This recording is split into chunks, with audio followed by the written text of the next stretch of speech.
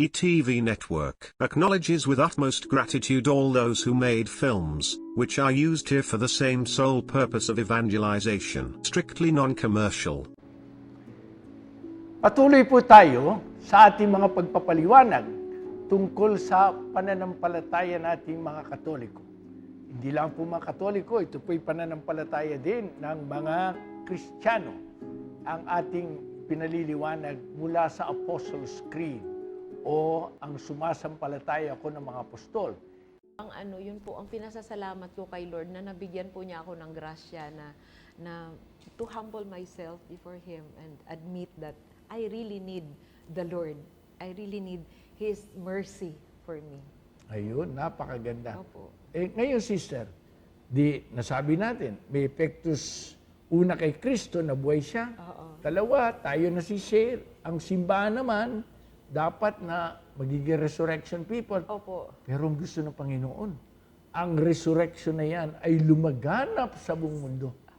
Oh, di ba nakikita mo, naku, ang daming kabulukan dito sa ating lipunan. Ang dami na talagang kinakailangan yung rays o yung liwanag ng muling pagkabuhay ni Kristo, ang kapangyarihan ng muling pagkabuhay ay umabot dyan at balutin. Napakalaki pa ng ating... Opo. Nakikita mo naman. Malawak pa po. Oo. Opo. And we started sa Antique po, nakapag-start na kami. Medyo mahirap-hirap kasi malayo-layo eh. We have to pay a plane ticket, round trip. Pero sabi ko nga, since the Lord has allowed me to experience His resurrection, sige lang, okay lang. We have got to go. We've got to go and share the love of God.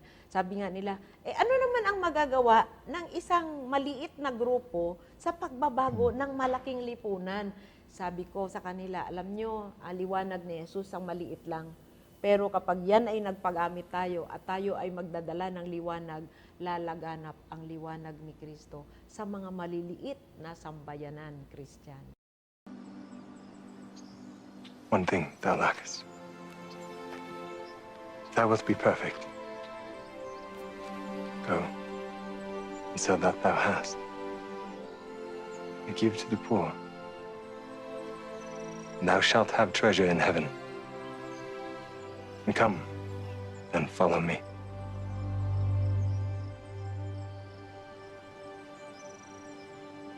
But when he heard this, he became very sorrowful, for he was very rich.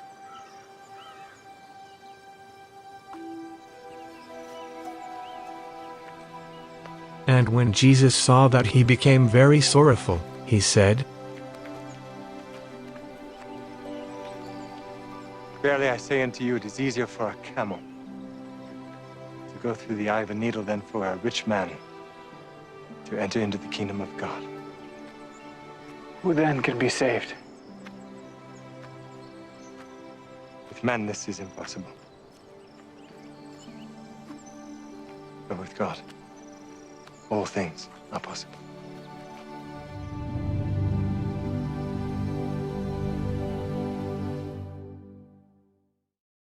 If you are with God, all things are possible.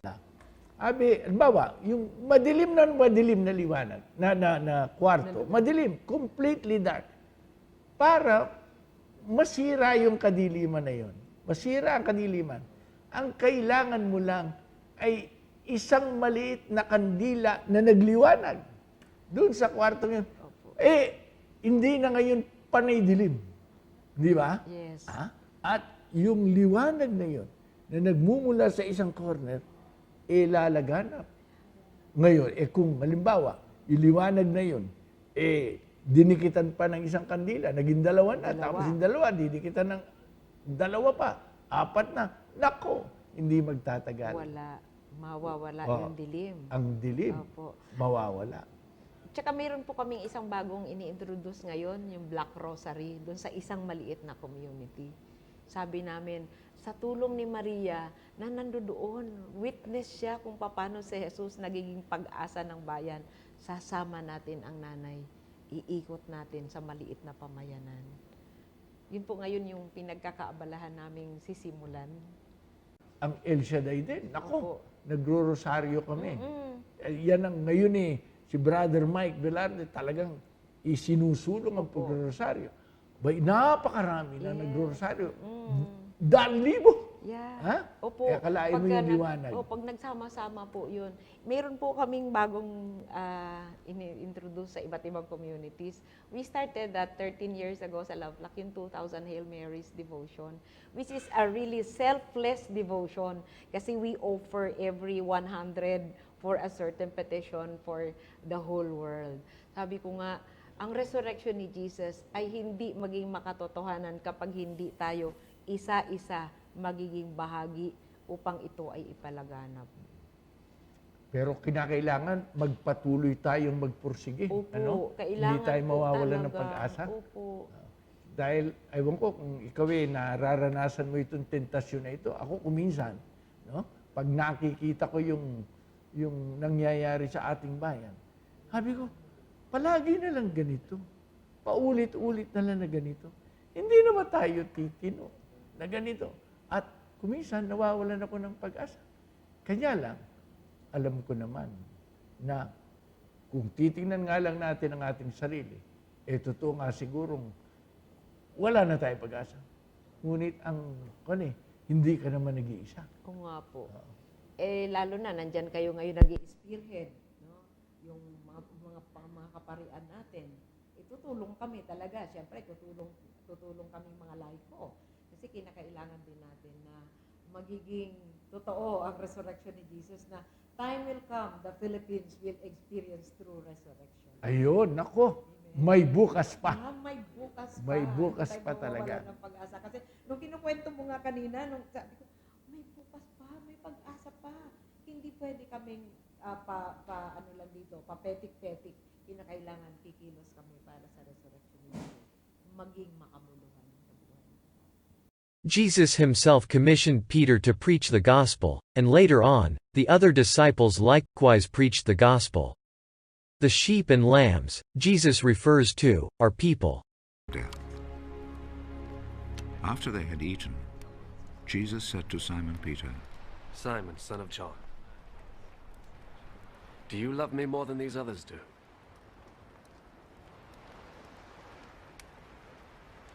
Yes, Lord. You know that I love you. Take care of my lambs. A second time, Jesus said to him, Simon, son of John, do you love me? Yes, Lord. You know that I love you.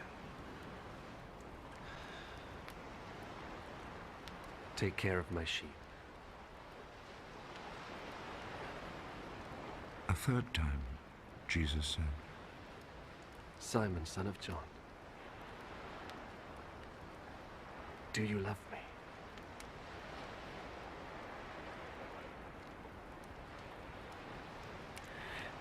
Peter became sad because Jesus asked him the third time, do you love me? And so he said to him, Lord,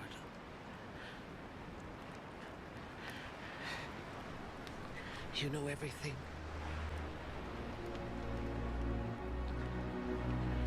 You know that I love you.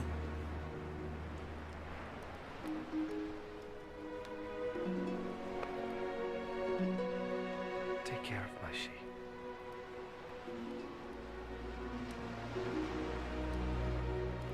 Anak ko, inaisip ko, kanina, no? Nung mamatay ang ating Panginoon at inilibing, sa totoo lang, para sa mga alagad nalibing na ang kanilang mga pangarap Nalibing na. Kanya, wala na. Nagkawatak-watak na sila nung mangyari yun. No? Wala na. Bagsak na. Para sa kanila, tapos na ang lahat. Ngunit, akalain mo, mula sa abo, wika nga, no? Ay binuhay ng Diyos ang kanilang pag-asa noong buhayin mula sa patay ang ating Panginoong Jesucristo. Kanya, yan ang measure, sabi ni San Pablo sa atin. Yan ang sukatan ng kapangyarihan ng Diyos. Yang power na yan na ipinakita niya sa pagbuhay na muli sa ating Panginoon. Yan din ang power, sabi ni San Pablo, that is at work in you who believe. Tatrabaho yan. Marahil hindi natin nakikita na malinaw, pero kumikilos yan at gumagapang. No?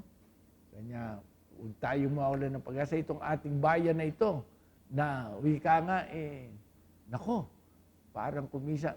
Tinatawag tayong basket case eh. Oo nga po. Di ba? Lalo pagdating sa ekonomiya. Ha? Pagdating naman sa, akalain mo, kumisa, tatawa yung mga kababayan natin. Tatanungin ko sila. Sabihin ko, sasabihin ko pala sila, tayo, ayon sa mga survey, marahil, pinakarelihiyosong bansa dito sa mundo. Palakpakan. Tapos, idudugtong ko naman. At ayon din naman sa mga survey, isa tayo sa pinakakorap. Nako, papalakpak pa rin. May kako pumapalakpak pa kayo. Kasi nakasanayan na natin. Nakasanayan na. Kanya sabihin mo, may pag-asa pa ba? Talaga bang may pag-asa pa? Marami din po mga nagtatanong sa akin yan. Wherever I go, tinatanong ako, Sister, election na naman. May pag-asa pa ba ang bayang Pilipinas? Sabi ko sa kanila, hanggat tayo ay umaasa sa Diyos, meron tayong pag-asa. The disciples came to him and asked, Why do you speak to the people in parables? He replied, The knowledge of the secrets of the kingdom of heaven has been given to you, but not to them. Whoever has will be given more, and he will have an abundance. Whoever does not have, even what he has will be taken from him. Is this knowledge already given to you? Even though he had performed all these miracles in their presence, they did not believe in him, so that what the prophet Isaiah had said might come true. Lord, who believed the message we told? To whom did the Lord reveal his power? And so they were not able to believe, because Isaiah also said, God has blinded their eyes and closed their minds, so that their eyes would not see and their minds would not understand, and they would not turn to me, says God, for me to heal them. But blessed are your eyes, for they see, and your ears, for they hear. For assuredly, I say to you, that many prophets and righteous men desired to see what you see, and did not see it, and to hear what you hear and did not hear it. Idudugtong ko lang ito, Sister Au, no? Yung pag-asa natin sa Diyos, iti-translate naman natin sa ating pagkilos. Kung talagang umaasa ka sa Diyos, ang gustong sabihin, Lord, isinusurrender ko naman ang sarili sa iyo. At Lord, ikaw naman ang maghari sa akin. At i-energize mo ako. Pakita mo ang energy mo, Lord. Para sa ganun ay ako naman maging kasangkapan ng pagbabagong buhay ng aming bansa. Amen. Lalo na po pagkadating ng mga ganyan, political exercise, kinakailangan po lahat tayo kumilos, mga kapatid, dapat tayong lahat kumilos, dala natin ang bagong pag-asa. Huwag na tayong kumayon pa sa mundo. Tama. Sapagkat yan ay kamatayan. Yes. Yung do not be conformed to this world. Sabi ni San Pablo, no? At alam naman natin, madalas, prinsipe pa rin ng mundong ito. Ang demonyo, siya pa rin na nag-ahari sa may mga pinag-aharian pa rin, mga teritoryo, mga puso ng mga tao. At tayo rin naman. Nakakasingit din ang demonyo diyan. Kanya, meron pa rin bahagi ng ating sarili, mga area na patay.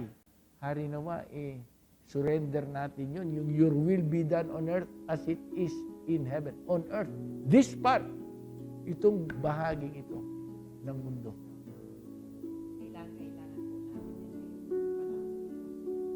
Ayan. Kanya, sister, maraming salamat sa iyong pagdalo, pakikipagtalakayan dito.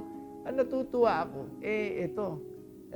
Hindi ka naman theologian, pero yung karanasan, napakaganda. At yung halimbawa mo, at yung optimism mo, higit pa sa mga theological arguments na maibibigay, nagde-demonstrate ng power ni Kristong muling nabuhay.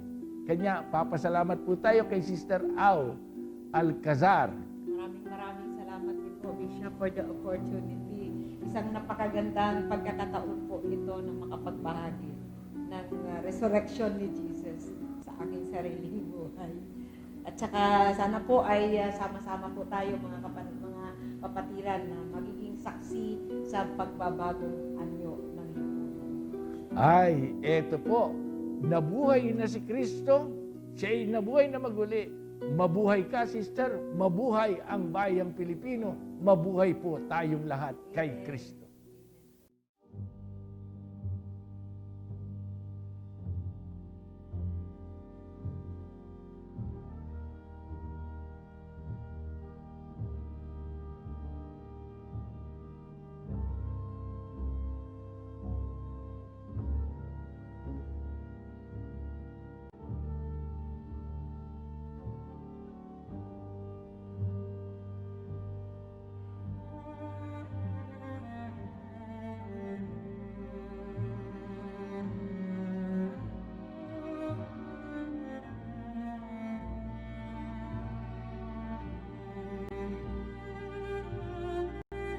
The Most Reverend Teodora Ted Cruz Bacani Jr. was born in Tuyo, Balanga City, Bataan on January 16, 1940. He obtained his philosophy and theology studies at San Jose Seminary. On December 21, 1965, he was ordained priest of the Prelature of Iba, now a full-fledged diocese, at the Manila Cathedral in Intramuros, Manila. In 1971, he obtained his doctorate in sacred theology from the Pontifical University of St. Thomas Aquinas, Angelicum, in Rome. He served as parochial vicar of Holy Infant Jesus Parish in San Antonio, Zambales, 1966–1968, and San Sebastian Parish in San Narciso, Zambales, 1971–1976. From 1976 to 1979, he was parish priest of St. James Parish and director of St. James School in Subic, Zambales. From 1979 to 1984, Father Bacani was an on-loan priest in Manila as a theology professor in San Carlos Seminary, where he served as Dean of Theology, 1982–1983, and in Loyola School of Theology Ateneo de Manila University, as well as a theological consultant in the Archdiocese of Manila.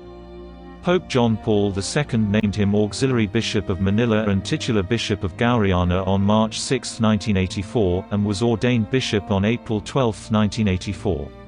He served as parish priest of San Fernando de Dilao Parish in Paco, Manila from 1984 to 1996. He was named District Bishop of the Ecclesiastical District of Manila in 1985, and District Bishop of Quezon City North and Caloocan in 1996. With the creation of the Diocese of Novaliches on December 7, 2002, he was named its first bishop and was formally installed on January 16, 2003, but later resigned in November 25 of that year. We have mainstream production people.